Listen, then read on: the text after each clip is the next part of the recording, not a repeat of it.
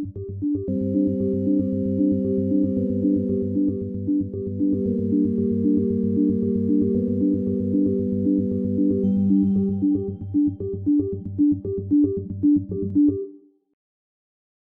pessoal, tudo bem com vocês?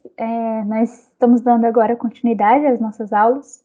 Nas duas últimas aulas, nós falamos sobre como relacionar ciência e religião. E hoje nós iremos falar de um assunto específico, que é cristianismo e teoria da evolução. E, bom, vocês já me conhecem, eu sou Vitória, estive presente nas últimas aulas. Eu sou Verônica. Então é isso, vamos lá. Então, eu gostaria de começar mencionando uma frase de Tomás de Aquino. Visto que o ser humano é a imagem de Deus, em virtude de ter uma natureza que inclui o intelecto, ele se assemelha de modo mais perfeito a Deus, em razão daquilo em que é mais capaz de imitar a Deus em sua natureza intelectual. Quando Tomás fala essa frase, ele está fazendo uma menção específica à doutrina cristã de Imago Dei, que os homens, eles são imagem e semelhança de Deus. E Tomás comenta essa doutrina afirmando que o que faz com que o homem seja verdadeiramente imagem e semelhança de Deus é a sua capacidade intelectiva, a sua natureza intelectual. E é interessante que essa natureza intelectual, ela se manifesta de diversos modos, e entre esses diversos modos nós temos a ciência. A ciência, ela é uma atividade do intelecto. Então, é pelo menos um pouco desconcertante ver que possa existir um conflito entre a ciência e a religião, porque justamente a própria doutrina religiosa cristã, ela implica e reafirma que a natureza intelectual é algo que nos faz parecidos com Deus, né? Que, não com essas palavras, mas a partir disso nós podemos tirar a consequência de que fazer ciência é algo que faz com que o homem seja semelhante ao próprio Deus. Pode passar, Verônica. Ainda assim, né, nós sabemos que ao longo da história existiram diversos conflitos entre ciência e religião, né, especialmente no século XVI, com o advento da nova astronomia de Copérnico, Kepler, Galileu. E, claro, né, mais recentemente, desde o século XIX, um dos maiores conflitos que a religião e a ciência enfrentam está dentro do âmbito da biologia. Né? Então, hoje a gente vai falar especificamente de um problema relacionado à biologia, né, que é a teoria da evolução. Bom, antes de entrar propriamente no conflito, a gente precisa ter em mente, né, o que é a teoria da evolução e o que é a religião cristã, propriamente. Né? A essência dessas duas áreas. É claro que alguns dos nossos ouvintes devem ser biólogos e entendem de teoria da evolução muito mais do que eu. Mas eu só gostaria de ressaltar aqui alguns pontos da teoria da evolução, que entre eles nós temos a tese de que a Terra é muito antiga, ou seja, a Terra existe há bilhões e bilhões e bilhões de anos e aos poucos, né, ao longo desses anos, ela foi sendo moldada até o modo como nós a conhecemos hoje. Em segundo lugar, nós temos a tese da descendência com modificação. O que significa isso? Significa que determinadas espécies se adaptam às dificuldades do meio, né? E a partir disso, elas possuem em si um fenótipo, e esse fenótipo é passado geneticamente para gerações posteriores. Né? Nós também temos, dentro da teoria da evolução, a tese da ancestralidade universal comum. O que isso significa? Significa que a vida, ela começou de um modo muito simples, né, numa certa unidade. E depois, ao longo de milhões e milhões e milhões de anos, essa vida foi se multiplicando, se adaptando à natureza, até que chegamos hoje com a imensa diversidade biológica que nós conhecemos. E também, atrelada à tese da descendência com modificação, a gente tem uma certa tese do progresso. E é isso que constitui basicamente aquilo que Charles Darwin defendeu em A Origem das Espécies. Pode passar? Bom, agora que nós falamos um pouquinho sobre a teoria da evolução, gostaria de esclarecer um pouco sobre o cristianismo em si, né, que é a religião da qual nós iremos tratar especificamente nesta aula. Embora esse conflito ele possa entrar sim com algumas outras religiões, como o islamismo, o judaísmo. Bom, mas voltando à questão do cristianismo. A primeira coisa que a gente precisa observar é que o cristianismo, né, de modo geral, ele implica uma diversidade de credos, né, uma diversidade de crenças. Né? Nós temos o credo apostólico, que é o credo da Igreja Católica, o catecismo de Lutero, a confissão de Westminster, que se eu não me engano é dos anglicanos, né? Existe uma própria diversidade de confissões cristãs, né, entre protestantes e a confissão católica. Mas, dentro dessa diversidade de credos, existe uma certa unidade doutrinária, que é a crença comum de que Deus se fez carne por meio da pessoa de Cristo, ele morreu e ressuscitou por nós. Bom, mas o que isso tem a ver com ciência e com os conflitos entre ciência e religião? Um dos primeiros problemas que nós enfrentamos, e nós já comentamos isso em algumas aulas anteriores, é a questão do literalismo bíblico.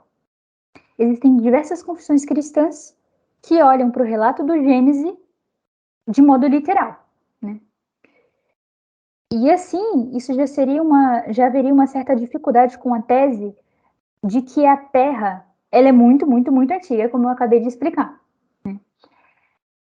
Então, isso é a primeira dificuldade.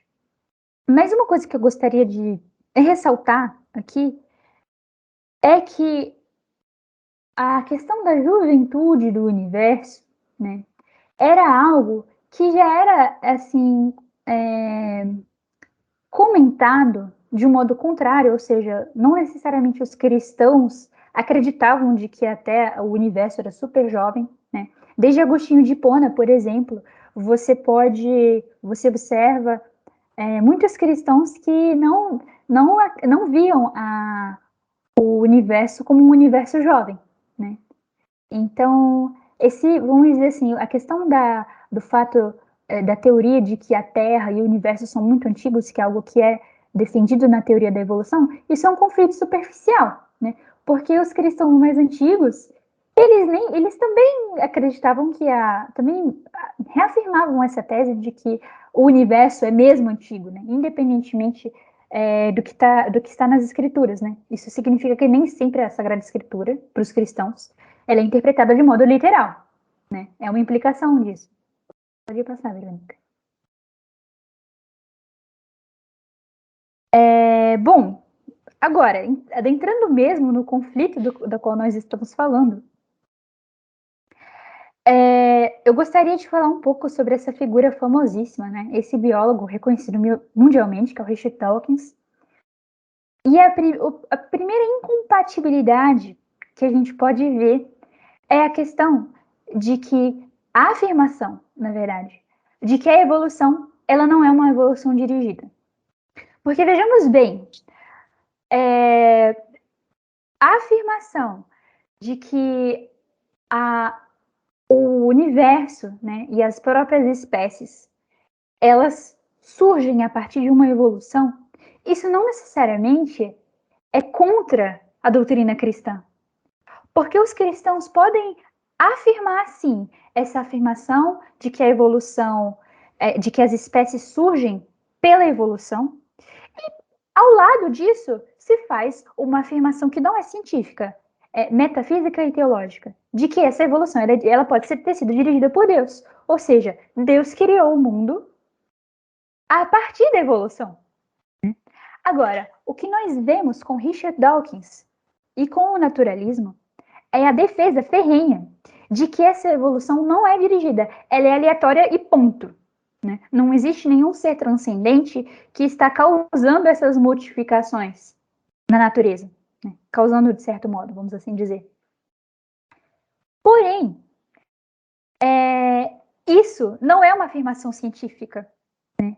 Embora Richard Dawkins afirme isso, e muitas vezes, em alguns dos seus escritos, ele defende mesmo que é o único modo de conhecer a verdade e as coisas é conhecendo pela ciência, Curiosamente, ele acaba de fazer uma afirmação epistemológica que não é científica, né? É uma afirmação filosófica, ou seja, ele está fugindo da área de conhecimento dele, né? E isso é comum não só a Richard Dawkins, mas a outros personagens muito conhecidos, como Daniel Dennett, né? Uma outra afirmação muito conhecida do Dawkins é de que a evidência da evolução, ele fala isso num dos seus livros, revela um universo sem design. Você pode passar agora, Verônica.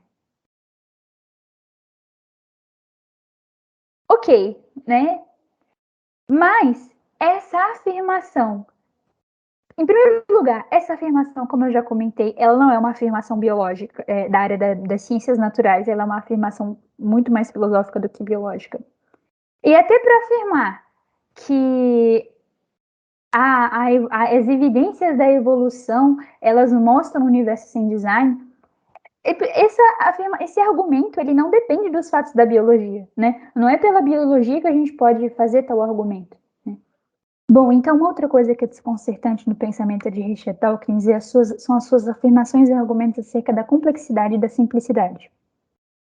Bom, primeiro, ele nega a existência de Deus, porque se Deus existe, necessariamente ele é um ser complexo. E ele quer negar a complexidade, né? A complexidade, segundo Dawkins, é algo que é extremamente improvável. Então, se Deus é complexo, Deus também é improvável. E por que Dawkins afirma que Deus é um ser complexo? Porque na natureza nós observamos uma ordem matemática, uma linguagem matemática. Né? Os físicos e os químicos podem explicar isso muito bem. Bom, se Deus criou esse universo dotado de linguagem matemática, em primeiro lugar, o próprio Deus ele deve ser capaz de fazer cálculos. Né? Isso implica uma complexidade. E como eu já afirmei, como o Dawkins afirma, a complexidade é algo improvável. Então é muito improvável que Deus exista também. Agora, em outro momento da sua obra, ele faz uma outra definição, né? Afirmando que a simplicidade a simplicidade é algo que você não pode dividir em partes, né? Então existe uma certa confusão para Dawkins, né, da própria noção de complexidade e simplicidade, né? Bom, por um outro lado, isso é minha visão. É um pouco compreensível, porque ele não é um filósofo, ele é um biólogo, né? Então, quando ele tenta fazer filosofia, de certo modo, ele cai um pouco em confusão, né? Todas essas afirmações esses argumentos que eu mostrei até agora, não são argumentos científicos, são argumentos filosóficos. Pode passar, Verônica. Bom, agora a Verônica, ela vai esclarecer uma outra parte do conflito que surge com o Daniel Dennett. Então, o Daniel Dennett, ele é um filósofo e ele dá uma continuidade a essa ideia de que o darwinismo ele é uma história intricada que explica a origem da vida na Terra sem precisar recorrer a nenhuma outra explicação extra. Então, para ele, uma coisa que ele bate o pé é para afirmar que toda a variação na vida terrena, todas as belezas, todas as diferenças entre os seres e etc., isso são frutos de uma evolução aleatória, sem intenção, um mecanismo químico, físico, que conseguiu criar isso tudo. A gente que não há não há nenhum argumento para você afirmar que isso possa ter vindo de um outro ser. Então ele é muito contra a ideia de religião, a ideia de um certo criacionismo, de uma certa interferência de Deus na evolução e coisas afins. Para ele chega a falar que a pessoa que não acredita na evolução, ela é um ignorante, uma pessoa que não tem salvação, porque a gente só pode explicar a existência da vida na Terra sobre a evolução. Então, ele ataca principalmente a religião, né? Então, entre os seus argumentos, o autor que a gente está conversando, ele afirma que existe um outro autor, William Alston, filósofo, que ele consegue explicar por que tem um problema sobre o conhecimento que a gente tem a partir da fé ou a partir da religião. Porque para Dennett é um conhecimento totalmente irracional, é um conhecimento que não tem bases epistemológicas dignas e coisas por aí. Para Alston, na verdade, o que a gente está tentando fazer é explicar uma coisa usando os argumentos de outra. O que eu quero dizer? Quando você fala que a crença em Deus, as formas como você obtém essa crença, ela tem que ser como você obtém as crenças dos sentidos, por exemplo, você está tentando explicar que as coisas sejam iguais, que essas duas coisas funcionem da mesma maneira. Mas há um problema sobre isso, é de que existem outras formas de conhecimento que a gente obtém de outras maneiras que elas não se explicam da mesma forma que os sentidos. Então, em geral, a gente tende a crer apenas no que nossos sentidos nos afirmam, nos mostram. Então, os outros conhecimentos a gente fica na dúvida. Ele nos dá exemplo da intuição racional, que é o pensamento raciocínio, o da memória e a própria percepção. Que esses tipos de formas de conhecimento, elas são diferentes entre si. E que nem por isso, no caso do seu raciocínio ou da sua memória, você vai dizer que eles são irracionais, que eles não são dignos de nota, de você perceber, de você acreditar nesse tipo de conhecimento. Então, essa forma da gente explicar uma coisa querendo que seja como a outra, ela nos limita para a gente obter conhecimento.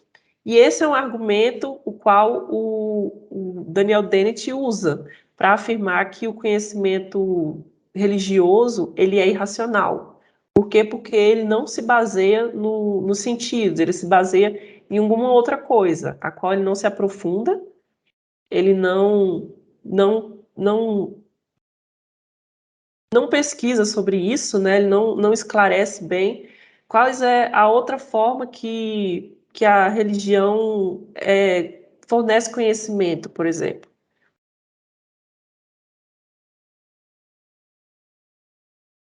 E outro conflito que ocorre é com a própria existência de Deus. A gente percebeu até aqui que os argumentos que eram ditos científicos para derrubar a tese de que a evolução ela pode ter alguma interferência divina ou algo parecido com isso, eles não são de fato muito científicos. Não há fatos na biologia que afirmem isso. Só que, em geral, as pessoas que estão tentando derrubar essa tese da interferência de Deus na evolução, elas estão batendo muito na questão da própria existência de Deus. Porque até então, se a gente não consegue, se não é muito provável a teoria da evolução sendo totalmente não dirigida, ou se é provável, ou etc., uma coisa que você afirma é que, não, mas no fundo, não tem como a gente afirmar isso, porque o que na verdade acontece é que Deus nem existe. Então, o autor nos mostra um outro argumento que era sobre a existência de algo sobrenatural, algo que seja imaterial, que seja além da matéria perceptível, que a gente possa medir, que a gente possa ver, ou algo do tipo. Os três argumentos é de que a Bíblia não é confiável. Bem, a gente sabe que a Bíblia ela é um texto feito por várias pessoas, mas que ela não é confiável porque, sei lá, é um problema que são imaginações das pessoas e são criações da mente daqueles seres que escreveram. O autor ele defende que, na verdade, a Bíblia tem sim um caráter histórico bíblico. Ela realmente afirma coisas que aconteceram na história. Ela está certa sobre esses acontecimentos não são invenções. Então, se o povo de Israel saiu do Egito, a gente tem prova de que isso realmente aconteceu. é a diferença entre as concepções religiosas. Para eles, é um argumento de que provavelmente Deus não exista, porque existem várias religiões e todas elas estão falando coisas que diferem entre si. Esse argumento ele não é muito firme, porque, na verdade, apesar de existir diferenças de crenças entre as pessoas, entre as grandes religiões e as suas pequenas denominações ou algo do tipo, isso não consegue afirmar de que não haja algo sobrenatural, de que não haja a existência de um ser infinito ou de que não haja existência do seu espírito ou algo do tipo. Esse argumento ele não vai direto ao cerne da questão. Mas tem um outro argumento que ele realmente é complicado, que é o problema do mal.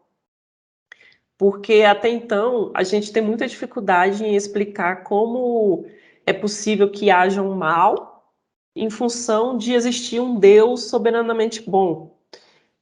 O autor ele fala que realmente esse é complicado, mas a gente pode se encarar o fato de que conhecemos muito pouco da mente de Deus, praticamente nada, né? Nós conhecemos muito pouco sobre como ele funciona, sobre as suas intenções e do porquê ele permitiu que isso exista. Então, o fato dele permitir e da gente não conseguir explicar ainda não resolve a questão de que ele não exista só por causa disso. Então, são argumentos que a gente pode repensar sobre a própria existência de Deus, para a partir disso a gente pensar como explicar a sua interferência na própria evolução. Então, em vias de conclusão agora, para essa aula nós utilizamos um livro de um filósofo americano, muito conhecido e muito bom também, muito interessante, vamos dizer assim, chamado Alvin Plantinga. O livro se chama Ciência, Religião e Naturalismo, e ele dá muito mais detalhes sobre os problemas de Dawkins, de Daniel Dennett, e também sobre essa questão do do argumento iluminista contra o sobrenaturalismo. Eu acho que a principal conclusão e algo que nós podemos ter presente depois dessa aula é que, de fato, o conflito ele não está entre a ciência e a religião, mas sim entre a religião e os argumentos naturalistas, né? Que justamente é a ideologia que Richard Dawkins e a companhia assumem, né? Mas o naturalismo ele não é uma religião, ele não é uma ciência, né? Então é muito interessante levar realmente esse problema para a filosofia, como faz Alvin Plantinga, autor do livro que nos ajudou a fazer essa aula. E é isso. Eu não sei se a Verônica tem mais alguma coisa a acrescentar. Não, não tenho. Então, bom, espero que vocês tenham compreendido a aula, façam o dever de casa. E nós temos também nesta semana o nosso encontro síncrono. Tchauzinho!